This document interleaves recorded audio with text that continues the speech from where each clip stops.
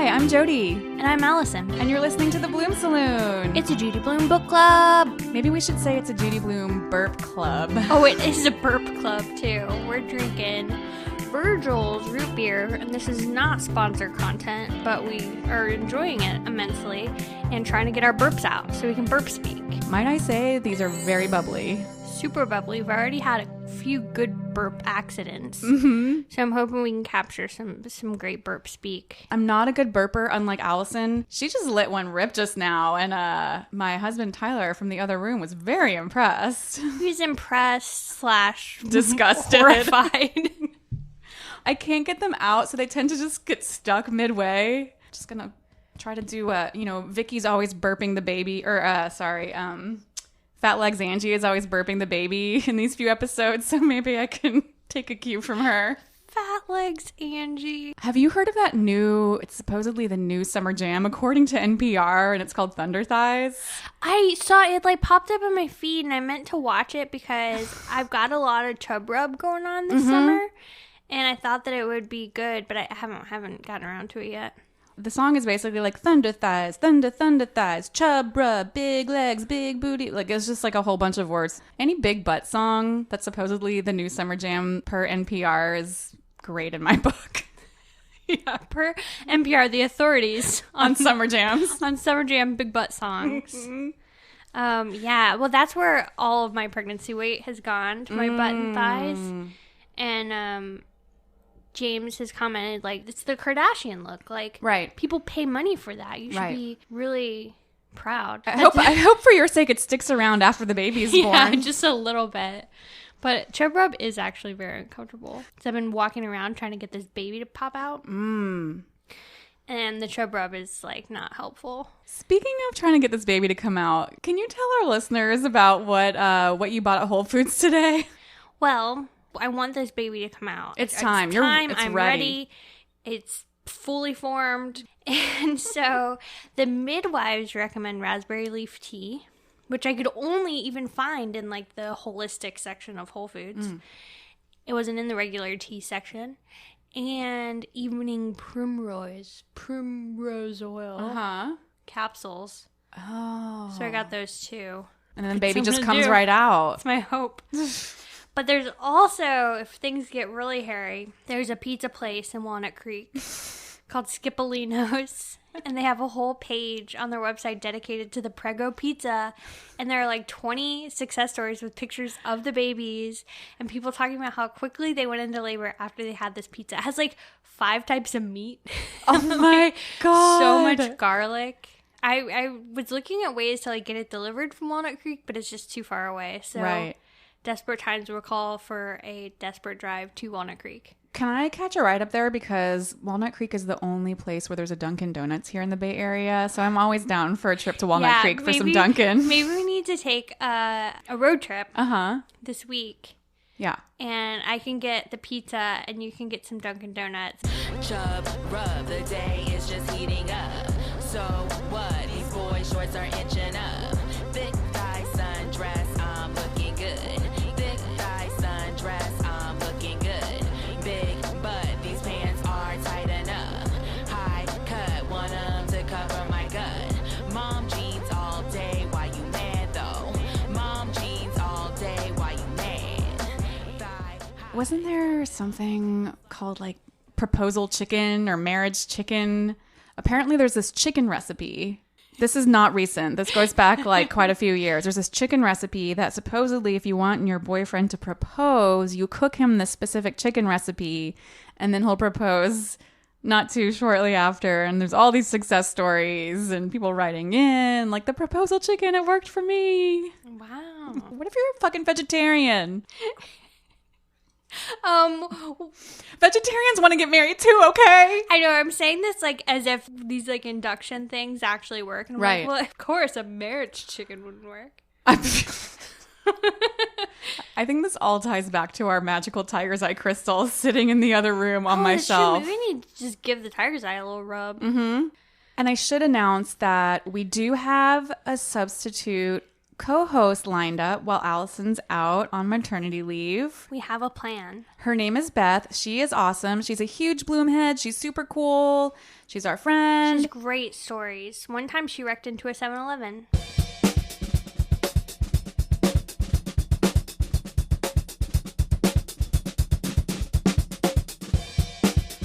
We've got chapters 5 and 6 today.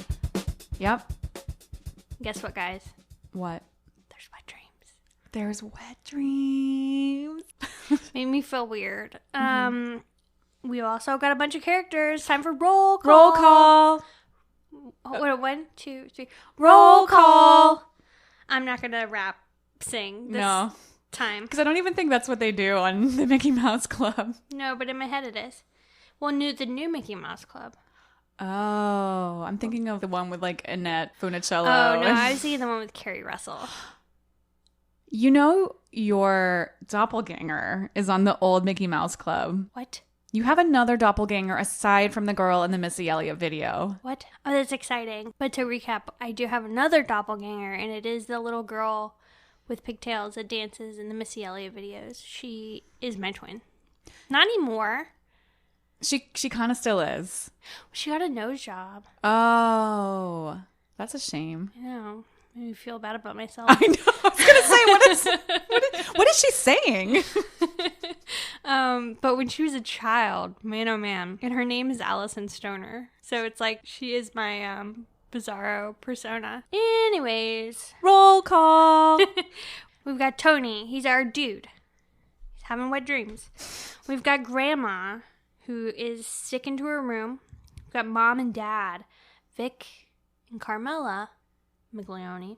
Vinny, who is not really a character so much as a person we hear a lot about. He is the deceased brother of Tony. We've got Ralph, Tony's other brother, his wife.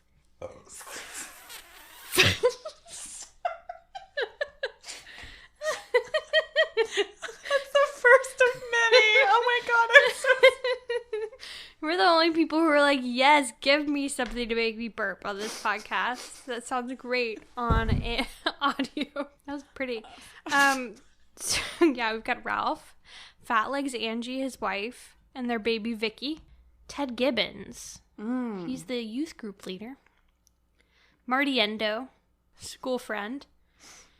And Lisa and Joel Huber, the next door neighbor kids. Mm-hmm. Lisa the babe, Joel the creep. The creep. Yeah, he continues to be a creep. Then we've got some family. Rosemary, Lou, and Ginger. Ginger. I really like them. Bless her heart. Uh-huh. We've got Corky. Corky. Whose real name is Catherine. Wow. What is Corky short for if you're a guy? Like, how do you get that name, Corky? I don't know. Never thought about that. That's a great question. That'll be an odds and end we'll cover next week. I can look it up. We've got Marianne, Corky's friend. Maxine, the maid at the Miglione house. Dr. Frank Holland is also making an appearance. And Miss Orenberg. She is the stinky piano teacher. Old bad breath Orenberg. Old bad breath Miss Orenberg.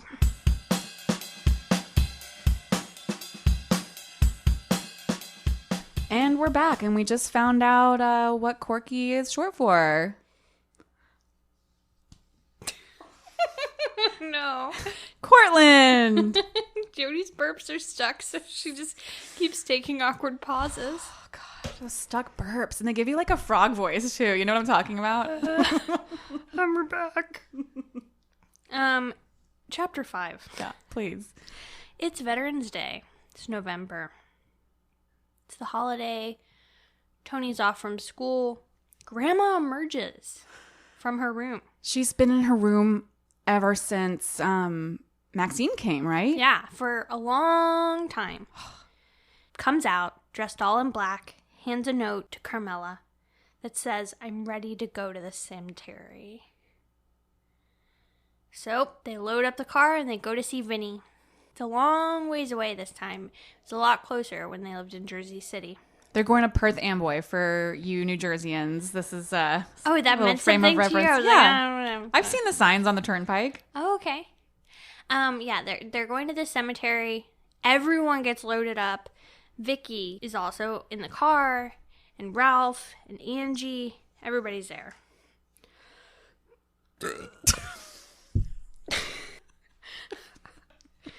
God, this is terrible. I'm like burping at the cemetery scene. Tony thought they might skip it this year, but alas, they're all going. Vicky cries and pukes in the car. Oh, yeah, she does. When I read Vicky in the book, I keep picturing Angie, because Vicky to me is not a baby's name. Oh, baby Vicky. And they'll say something like, Vicky's crying, she had to be fed a bottle, and I'm like, what? What? And then I realize Vicky's a baby. They buy the biggest floral arrangement yet. It's 3 times bigger than last year's. Mom cries and laments the death of Vinny. And Tony wonders if Vinny knows about their new life. I'm going to read a passage. Does Vinny know about us now? Does he know that we live in a big white house and that we drove here in a new green hardtop instead of the old truck? Does he know that Grandma has her own color TV because she's not allowed to cook anymore? Does he know about our boss, Maxine? I just love that he calls the boss. Maxine. And if he knows, what does he think? Is he laughing at us? Is he laughing and saying, hey, what happened to you guys since you visited me last year? It's hard to tell exactly what his relationship was like with Vinny, but we know that Vinny's a lot older, and they probably weren't super close, and Vinny probably died a few years ago, so Tony couldn't have been more than 8 or 9. Right. And Tony was a total accident, right? I'm assuming because he's so much younger. Yeah. I don't know. I kind of think that Vinny was like the golden child. Yeah. First Well, son. I'm sure he was like an athlete. He goes in the military. He's their hero. And then he dies in Vietnam, which is just Now he's a horrible. war hero. And I think he feels so bad because he's not grieving like the rest of them are. No, and his life, Vinny's life was very different from this life they lead now. Ted Gibbons. Oh, let me start over. Ted Gibbons. Good. I can't say his name. Ted Gibbons. Gibbons. He it reminded me. What? I had a client with the last name Gibbons, and everyone in his office called him Gibbo. And Gibbo! we would just die. Anyways, he's organized the youth group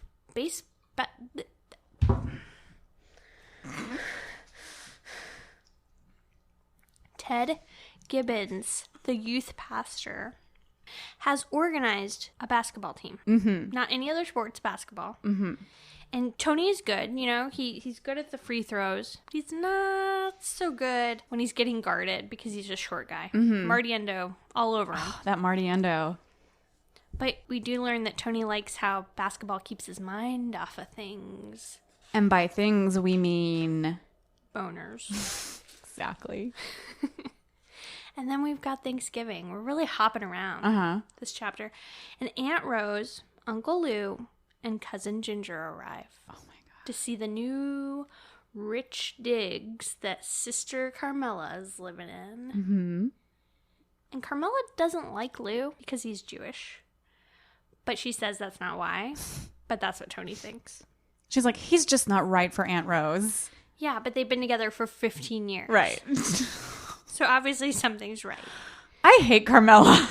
Carmela is awful. And she begs Grandma to join Thanksgiving dinner.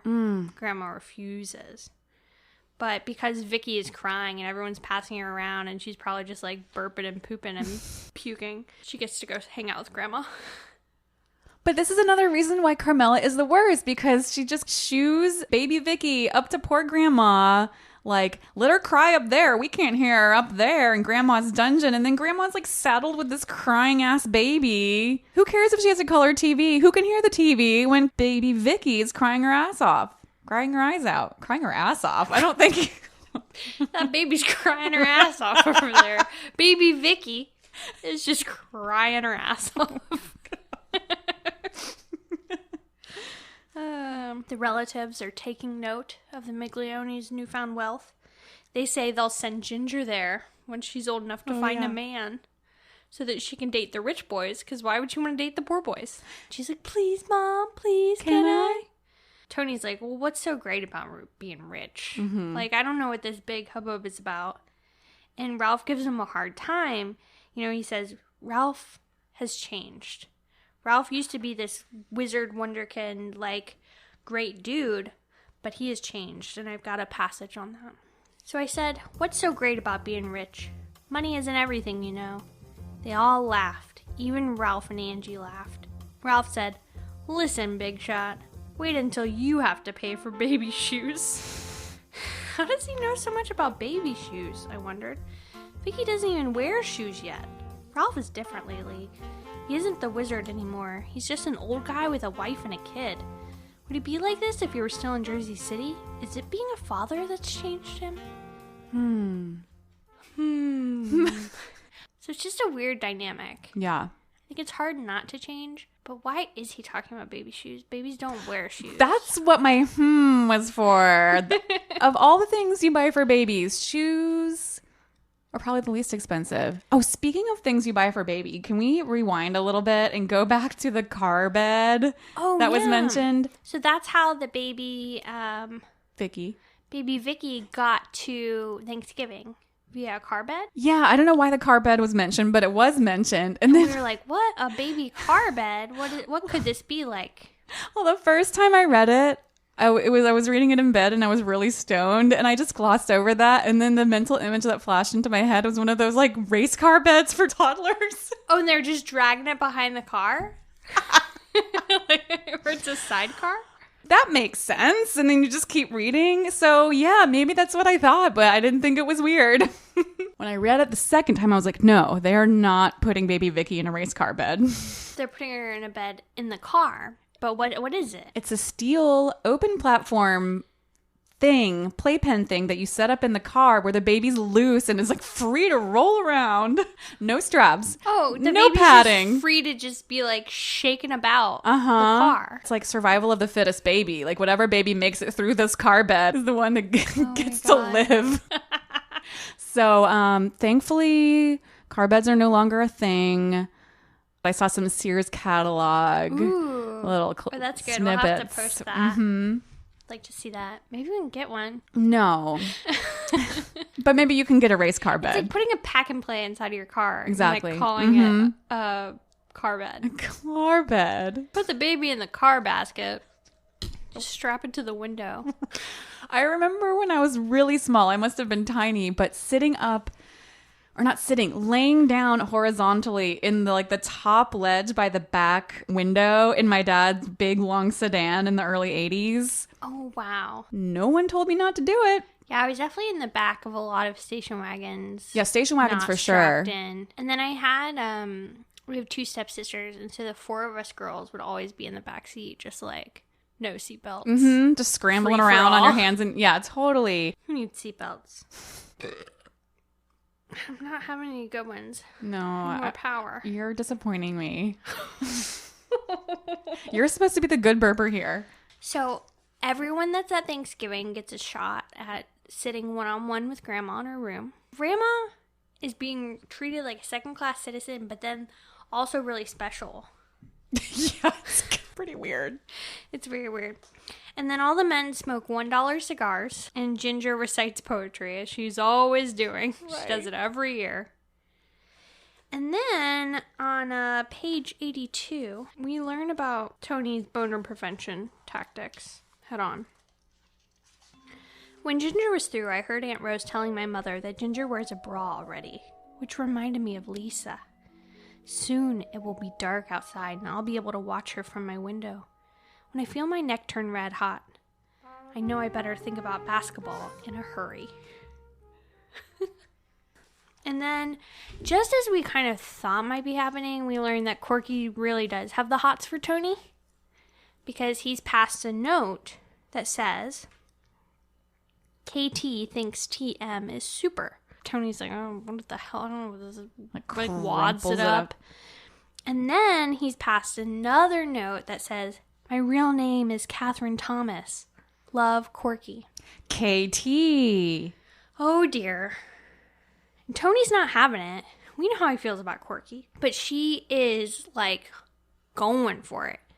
She's enlisting the help of her friend Marion. She tries to bribe Marty Endo with, like, helping with math homework so that he, you know, like, will put in a good word for her. It's so that she can, it can be arranged for her to be able to sit next to Tony in youth group. I don't know how Marty Endo is able to make that happen, but maybe he's... Because he sits next to him usually, and they probably... Trade. Yeah, a little switcheroo. That's great. But then we learn, you know, Tony is really saving himself for Lisa. So he says, the more Corky bothers me, the more I think about Lisa. I wish it was Lisa who passed me notes and wanted to sit next to me. This morning in math class, I wasn't thinking about Lisa. I was concentrating on a problem in my book. When I got the answer, I raised my hand and Miss Tobin called on me. She asked me to go up to the board and show the class how I worked it out. Just as I finished writing the figures on the board, I started to get hard. Mind over matter. Mind over matter, I told myself. But still, it went up. Oh my God. I kept my back to the class and prayed for it to go down. What? Oh, he should have pulled Tyler's trick of, like, quick hand in the pocket, flip it up, pull a little Flip Wilson. Oh, no. Oh, no. That was just too perfect. Your face when you realize what you're about to do. Flip Wilson. Big eyes. Oh my God. Pull a little Flip Wilson. But, Yeah, just full Flip Wilson. Flip that boner upside down. Uh-huh. Turn that. Oh, I just never thought that I would be talking so much about boners on the air. I mean, my mom will be so proud.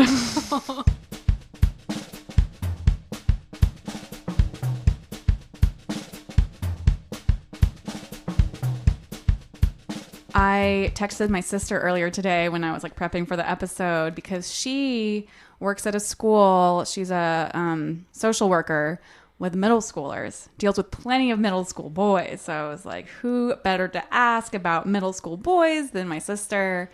And she didn't want to give up too much info. She's very conscientious about confidentiality. Good for her. Wow. She said one year she gives out this questionnaire and they all fill it out. It's like, my name is blah. Like, I am good at blah.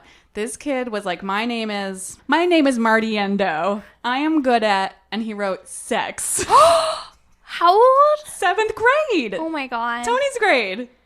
Who knew that middle schools are just full of tiny creeps having boners all the time? Yeah. Tiny perverts having boners. Tiny creeps. She was like, honestly, yeah, like all the time. She'll call on them in class and quite often they refuse to stand up. When you were that old, did you have any idea? No Me neither. idea. Just like having things happen to them that they can't control. No idea. Because we were so self-absorbed. We were just thinking about ourselves, Yeah. like boobs, bras, periods. And I kind of wish boys knew that. It might make them feel better. Knew that we didn't really have We had a clue. no idea. Mm-hmm. We're not catching on to any of these happening. We might have to enlist the help of our resident correspondent. Mm-hmm. Our most recently 13-year-old friend, Royce. But alas, he has a math book. He uses that to cover himself up and save the day. And Tony's like, this is actually great. This is way better than a raincoat. I'm going to start carrying around books all the time. Mm-hmm. And then Joel comes over, you know, one day during Thanksgiving break. And of course, he wants to make some Denton F. Buchanan fake calls.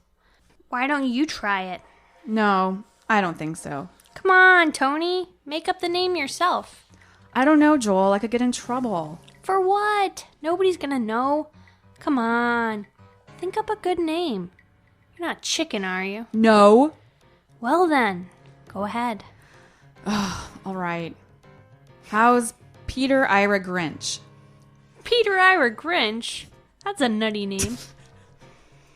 I suppose, but it has good initials. P.I.G. Hey, yeah. I like that. How do I do it? Just dial a number. Make sure it's not long distance, though. So Tony picks up the phone. He dials 7 digits. Boop, boop, boop, boop, boop. Actually, no, this is probably rotary, so it's like... Yeah. Exactly. And then do you want to be the woman on the other line? Sure. Hello? Hello. May I please speak to, Peter Ira Grinch? What number are you calling? 555-5555. You've got the right number, but nobody's here by that name. Click. And then Joel says, You did fine. I did? Sure. Now call back. Do your rotary noise again. That sounds like a dot matrix printer. I can do all the noises. I know. Hello? Peter Ira Grinch, please. Look, kid. I told you. You got the wrong number. Joel, she doesn't like me. She didn't have to like you. She didn't even know you. Go ahead, Tony. One more time. Dials again. Hello? Peter Ira Grinch, please. Listen, you lousy kids. I'm fed up with you and your lousy phone calls. I'm gonna call the cops. You hear me? They'll find you and lock you up where you belong. Slam down the phone. She said she's gonna call the cops. She's not calling anybody. Go on. Call one more time. I can't. What do you mean you can't? You gotta call and say you're Peter Ira Grinch. Otherwise, it was all for nothing. I can't. Don't you know they can trace calls? Don't you know that, Joel? Gotta call her again, Tony. I can't because I'm sick. You might as well go home, Joel. I mean it. I'm really sick. And then he runs to the bathroom. More of that bathroom business. So that was a real awkward time with Joel. It doesn't make me like Joel any more. That makes you hate Joel more. Yes, that's what I'm trying to say. And so Tony's mom comes home and she's like, what the hell? Like, you're still in the bathroom? Like, this stomach business, we got to get this checked out. Finally, someone's like, we got to get this stomach stuff checked out. We've been worried for a while now. I don't know how nobody else has been worried. So Tony's mom gets a recommendation from, of course, Diane Huber, because she'll do anything Diane says. And she gets a recommendation for Dr. Frank Holland. And Tony goes to see him once, presses on his stomach a few times. Nothing really happens. So he says, we'll come back again. Gotta fast. We're gonna look inside you, he says. Yeah. We're gonna, I thought Dr. Frank they Holland, were like gonna do a colonoscopy or something. I thought so too. I was like, they're just gonna put a little camera in. But I guess that technology is way too advanced because he just fasts and then drinks barium, which I don't think is something you're supposed to do. I think that's radioactive. Yeah. Right? Well, let's say yeah. Mm-hmm. And, he turns around, he does like an x-ray kind of thing so they can see the inside. There's no real problems. Tony's not really, there's nothing physical happening except a case of the nervous stomach, which I can really relate to. Oh, do you have nervous stomach? I have nervous stomach. Well, Tony said he had a friend back in Jersey City with nervous stomach, and he was a real creep. I am a real creep. So the doctor then asks, about girls. What about girls? Girls? Yes. Do you think about them a lot? Not much. It's perfectly normal, Oh, sure. I know. Do you like a special one? Kind of. And does she know? No. Maybe you'd feel better if you told her. I could see myself telling Lisa that. Shook my head at Dr. Holland. Well, you'll be just fine, Tony. There's no real problem here. So that's what we get. Case of the nervous stomach and a weird conversation about girls. Good for Dr. Holland for having a holistic approach. He's definitely intuitive. Mm-hmm. He's not Davy Wexler's doctor that just gives her a couple aspirin and sends her on her way. He's really looking for reasons. It's true, but he does give Tony some pills. He says, take these regularly, and then after a while, you'll just need to take them when your stomach hurts you.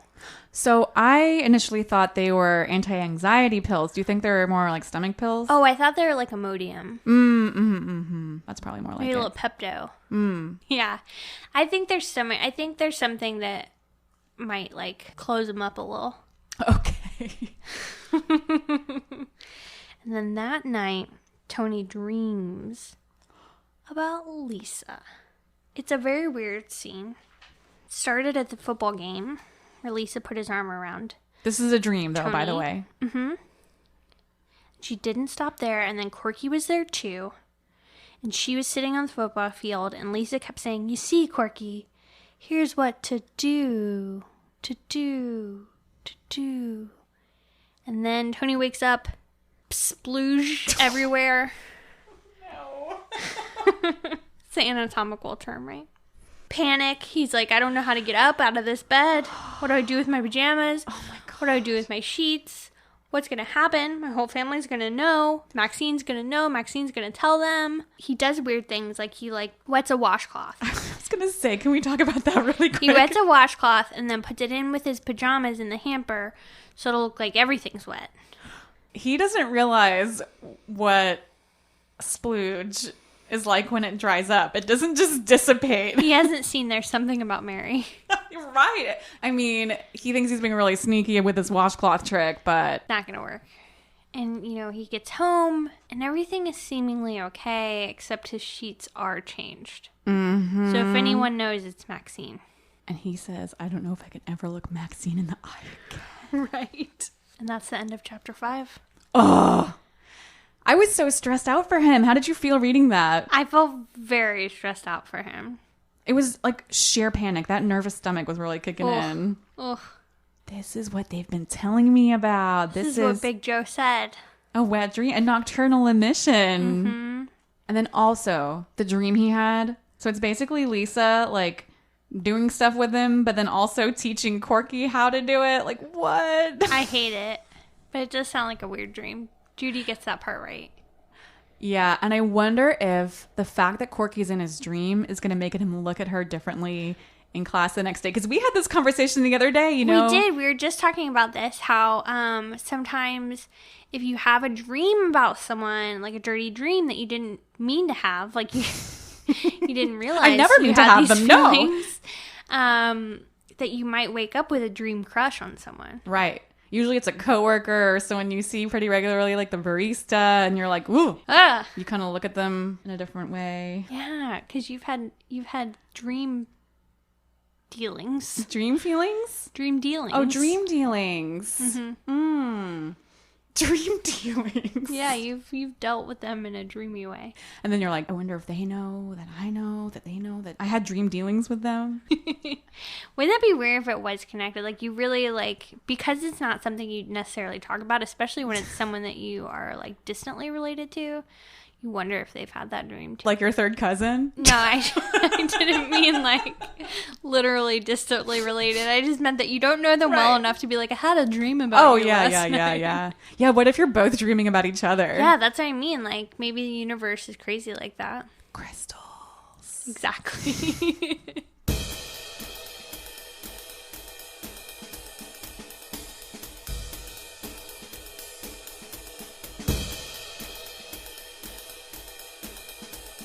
And now we're on to chapter 6. So it's getting close to Christmas. Tony gives his Christmas list to his mom. And the only thing on his list are a pair of binoculars. Mm-hmm. I wonder why. I don't know why that little creep would want some binoculars. Well, he's got it all planned out. So his mom's like, binoculars! Vic, Tony wants binoculars. What's he going to do with binoculars? Wah, wah, wah. And then Tony's got his answer all planned out. He's been prepping. I want to watch birds. I want to learn all I can about birds this spring. No. His parents have already raised 2 boys. They should know better. They are clueless. His mom is so proud. Yeah, they're like, oh, our little bird watcher. Right. Oh, that's so cute. We've moved to the country now. When you take a boy out of the city, put him in, what does she say? Put him in nature. Yeah, he'll become a better person. These people and their ideas about what it's like to live in this new neighborhood. Yeah, it's not the fucking country. You live in the suburbs. No. And your rich neighbors are stealing. And then we have another dream about Lisa. So in this one, Tony's hiding in Lisa's closet. It just gets pervier and pervier. And while she's getting ready for bed, he's hiding in the closet, but then he comes out and reveals himself. But she's not scared or surprised. She's glad. Ugh. And then Corky's in the dream again. I don't like that Corky's there. No, Corky reminds me of a little Margaret. I don't want any boys having dirty dreams about Margaret. No. And during the best parts, that's in quotes, so when things are getting really hot and heavy with Lisa Huber in the stream, Corky is in the background jumping around yelling cheers. I hate everything about these dreams. Wrong. And so the next night, Mom and Dad know something's up. I think Maxine found those sheets. I think she had a little chat with Mom and Dad. And now they're like, oh shit, we gotta talk to Tony. So Mom sends Vic, the dad, up the stairs to have a chat with Tony. And Tony's freaking out. He's like, oh my God, he knows. He says, I always knew he could read my mind. Aww. But meanwhile, Vic is also freaking out. Oh yeah, he's so nervous. He does not want to have this talk either. Well, it's explained that Vic has never had this chat. He's already raised 2 boys, but like it seems like they were pretty hands off, and somehow like Vinny learned about sex from his friends, and then Vinny probably told Ralph. So this is the first time Mr. Miglione has ever had to have the talk. Yeah. So here we are in Tony's bedroom, and Pop has asked Tony if he knows anything about girls and how babies are made. Tony, I asked you. Do you know anything? Sure, Pop. You do? You know about babies? How they're made? Sure, Pop. Since 3rd grade. 3rd grade? Sure, Pop. Big Joe told me all about it. You're positive you have the right information? Sure, Pop. Do you know other things too, Tony? Sure, Pop. A lot. Well, important thing to remember is that I'm here to answer all your questions. Okay, Pop. I'll remember. I don't know, Tony. I feel like I should say more. Your mother thinks there's a lot for you to learn, but I don't know what to tell you. Never told Vinny or Ralph anything. I don't even know how Vinny learned. From his friends, I guess. And Vinny told Ralph. So I'm not too experienced when it comes to discussing the subject. But listen, Tony. Man to man. You can always come to me. Okay, Pop. Hey, Tony. How about a quick game of chess? Okay, Pop. I guess I can do my homework later. There's a lot of okay, Pop. Okay, Pop. Oh, Tony. Okay, Pop. Could make a song out of that. Oh, yeah? Okay, Tony. Okay, Pop. That's NPR's new summer jam. Hey, Tony. Okay, Pop. And then in the background, it's thunder thighs, thunder, thunder thighs, thunder thighs. Hey, Pop, Pop, Pop, Pop, Pop. So after this super awkward conversation, a day later, Pop comes up, gives Tony a book called Basic Facts About Sex. And there's a whole section on wet dreams and masturbation. That really flips Tony out. And he's like, maybe they do know after all. Oh, no. And he's so stressed, he has to take another pill for his stomach. Poor guy. This was interesting because, you know, when you're that age, the boys get the books about sex. The girls get the books about your bodies, you know? That's true. Right. It's not discussed in the same way. Mm-hmm. That's really interesting. Mm-hmm. Yeah, it's more about learning about our bodies and what happens to our bodies and this change that we're going through. Whereas with boys, it's like, what dreams? It's more just about sex, like reproduction. They should be learning more about periods. Yeah. Everyone's getting ready for Christmas. And they get a live tree, and Tony is really excited about this, and I thought this was cute. They've never had one before. And then he talks about he talks about back in Jersey City, Frankie's family used to always get a live tree, and he would sit in Frankie's living room, and just sniff the tree for about an hour. I love the thought of that. Just like him sitting there, like, taking it all in for like an hour. And then we've got an update on Grandma. She's still in her bedroom. She won't come down. She's been up there since Veterans Day. It's not good. Grandma's not looking so good. How can she look good when she never gets fresh air? Maybe she'd get some fresh air if we let her go back to doing the cooking. And how would that look to the neighbors? Like she's the maid or something? Who cares about the neighbors? Grandma's worked hard all her life. Now it's time for her to take it easy and enjoy herself. Shouldn't act like she's enjoying it. Of course she is. Doesn't she love that color TV? How do I know? Well, she watches it all day, doesn't she? That doesn't mean she likes it. She just hasn't got anything better to do. What do you want her to do, Anthony? Play golf with Diane Huber? Maybe I want her to cook. That's enough, Anthony. Maxine will hear you and get insulted. Maxine's a lousy cook. Oh, watch your mouth, Anthony. It's growing faster than the rest of you. Poor grandma. Oh, I feel so bad for her. And then Tony goes Christmas shopping with Joel, but he really doesn't want to because he doesn't want to be around to see Joel shoplift again. And then he says, once we get to the store, I follow Joel around like a detective. But surprisingly, there's no shoplifting. So Tony's thinking, maybe I imagined it all. But then he remembers the apples from the cafeteria, which That's like every day. definitely didn't imagine. Yep. And then I love to picture this. Joel and Tony pick out a sweater for Lisa's Christmas present. Like just two Tight. seventh grade A real boys. tight sweater. It's like the saleswoman says it fits like a second skin. Little perverts. Then buying tight sweaters. oh my God. Then the day before Christmas, a baby grand piano shows up at the Miglionis. Mom cries. It's not a surprise to her at all because she helped pick it out, but she's thrilled. Oh, she's like, look at my life. I never thought I'd be living on Long Island with a baby grand piano in my house. She's probably like putting it in the front window so everyone can see it from the outside. I'm sure. And then Tony's like, what the fuck? Like no one in this family plays piano. And then he realizes what's coming. They're going to make him take piano lessons. And he's like, and I am not musical. He can't even clap. Did I ever tell you about the time I played violin? No. In 4th grade, for a whole school year, I took violin class, like at school. I think I learned to play like 1 or 2 things. I don't know if we didn't get a grade or like it was like all based on participation or what. But at the recital at the end of the year, I'd really not learned how to actually play. And so I figured, well, I can just like, nobody can hear me. I'm with like a bunch of other people. I can just play and nobody will know that I don't actually know how to play violin. And so I played like a whole recital, just like pretend. And then like the end of the year, I was like, I don't think I'm going to play violin anymore. And nobody really said anything. And then like years later, I was like, Mom, I never knew how to play violin. She was like, oh, really? No way. Like, your grandma and I didn't watch you, like, pretend play for, like, an hour at your recital? You think your bow was going, like, the same way as everyone else's? Like, you think we didn't know? That's exactly what I was picturing. Just, like, your little bow, like, poking up, like, when everyone else has stopped playing. Just going. Just going. Oh, that's so good. So I really relate. Then we're at Christmas morning. Ralph and Angie come over and the baby, Vicky. I don't know why I have so much trouble with that. Oh my God, the baby, Vicky. And everyone opens presents. And here's what Tony gets.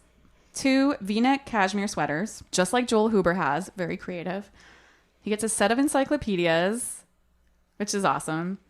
And a super deluxe pair of binoculars. Yeah, just some cashmere, encyclopedias, and binocs. And there's a note with the binoculars, and it says, for our son, the birdwatcher. That made me sad. It really did. So that night, Tony's so excited to use his binoculars on Lisa. And he says, the view was great, just great. So she's in her room. She's trying on her new stretchy sweater that she just got. And she's smiling and looking in the mirror and twirling around. And Tony can see every detail up close. And then he says, I love her, I think. I mean, that's cute. Right. But you're also a creep, kid. Right. And let's think about this for a second. We think that Joel's a super creep, and he is. But we're not. We're kind of letting Tony pass a little bit on this, aren't we? Oh, yeah, they're both little creepers. Okay. As long as we acknowledge that. I completely agree. Okay. And then the next day, there's a doorbell ring. Oh, Judy. Classic dudes. Once you have this baby, we're going to make a drinking game. Every time a doorbell rings. I like that. And every time someone drives crazy in a car Yes. while talking. So it's Mrs. Huber at the bell.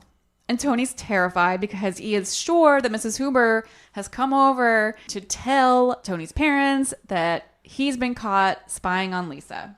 You got a peeping Tony on your hands. Peeping Tony!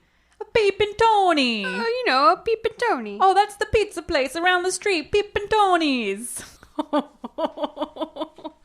That was something. And so he's convinced they're going to take away his binoculars. He's convinced they're going to move him to a different bedroom. And he's also convinced that they're going to send him to juvie for 6 weeks. I understand all these concerns. They seem like valid repercussions to me. But all Mrs. Huber wants to do is give Mom some candies from England and say Merry Christmas. And then this is so crazy. As she's leaving, she says, "See you later, Carol." They're all like, who's Carol? Carol. Carol? And it turns out that Mrs. Huber's new name for Carmela is Carol. Because Carmela's too hard to remember. But also, Alison, this made me feel really guilty because last episode we just changed the name Miglione. So you're telling me we're just as bad as Diane Huber? Mm-hmm. We are. No. No. No. I mean, I just wrote, what the fuck? What the fuck? Well, that's how Tony feels, too. Mm-hmm. So he says to his mom, "Your name is not Carol." And then Carmela, she really doesn't have much to say to that, but she's obviously very disappointed that Tony's acting out, and she just kind of turns out and walks away. Later, Pop comes into Tony's room and he says, "A name's not so important, Tony. It's what's inside that counts." And he's kind of like, "You know how we call you Tony, but your real name is Anthony? It's just the same." It's like, no, it's not. It's not. Diane Huber does not have, like, the decency to call people by their real names. Like, she can't be bothered to do that. And do you think it's a little bit of racism? Like, Carmela is like kind of an Italian name, and now they live in this waspy neighborhood, so it's got to be Carol, you know? Oh, for sure. Okay. Pop's little lecture makes Tony feel really guilty, and he notes that it's the same kind of guilt he felt at Vinny's grave. He's feeling feelings. Mm-hmm. And then a week later, piano lessons start with Bad Breath, Miss Orenberg. And after a couple weeks of this bad breath, Miss Orenberg, well, first of all, Tony hates everything about this. He doesn't like her as a person. He hates the lessons and he hates her bad breath. So he complains to his mom. So his mom's solution is to greet Miss Orenberg with a little box of chlorophyll candies to freshen her up for Tony's lesson. Can you just eat chlorophyll? I don't know. I gotta get into this barium and chlorophyll business. I feel like there's a lot of chemicals just like being shoved into these people's bodies. I'm just imagining like crushed up grass or leaves or something pressed into a little can. Oh, I was thinking of chloroform. Chloroform candies. Yeah. Hello. I think we laughed too loud and it shut my computer down. Chloroform got you so good. Oh man, chloroform candies. So Tony's taking these piano lessons for a few weeks. He sucks. He knows he sucks. He's practicing every day, but he's still not improving. Miss Orenberg is like, "Have you been practicing?" And he's like, "Yep, 15 minutes every day." But she doesn't believe him because he sucks. He's like, "You can ask my mom. Mm-hmm. I actually have been practicing. I'm just terrible." And so it's stressing him out. So he tells his mom that he's never going to learn to play piano and that if she keeps making him take lessons, his nervous stomach will get worse. And he's like, Dr. Holland wouldn't like that. He really knows how to play her at this point. So that's pretty good. And then Pop decides Tony doesn't have to take lessons if he doesn't want to. You have a sweet heart-to-heart. "Tony, your mother and I have decided that if you don't want to take piano lessons, you don't have to." "Really? You mean it?" "We're not going to force you to do something you hate. I just wish you'd remember that we only want you to have every opportunity we couldn't give your brothers." I wanted to say to let me alone and stop trying to shove everything that Ralph and Vinny didn't do down my throat. But I couldn't say it because that would have hurt their feelings and they weren't trying to be mean. But sometimes they're so full of bull, they make me sick. It's true. Yeah, so Mom and Pop are full of shit, but they're also well-meaning. But they're not going about it the right way, and they're not thinking about the repercussions or anyone else's feelings along the way. No. Like poor fucking Grandma still in her room. I can't believe it. What is she, like a cow gone to pasture? She wants to be in the kitchen. And I feel like Grandma's going to die alone in her room. I really hope not. I'd be really upset if that happens. I think it's going to happen, though. Oh, no. Maybe now we can do a little bit of predictions? Sure. I predict more wet dreams with Lisa and Corky. I predict that they might start to be geared more towards Corky than Lisa after a little while. I do think Tony's going to come around on Corky. I think maybe she'll have a nerd to cool girl makeover given by Lisa. Take off those glasses, let down that shakes her hair out. Oh It'll be great. If only makeovers were that easy. Oh, that doesn't work for you? Do you think Joel's ever going to get caught shoplifting? I think Tony might get blamed for Joel shoplifting. Oh my God, I never thought of that, but you're right. That would be bad. Because he doesn't like being called a chicken, we've learned.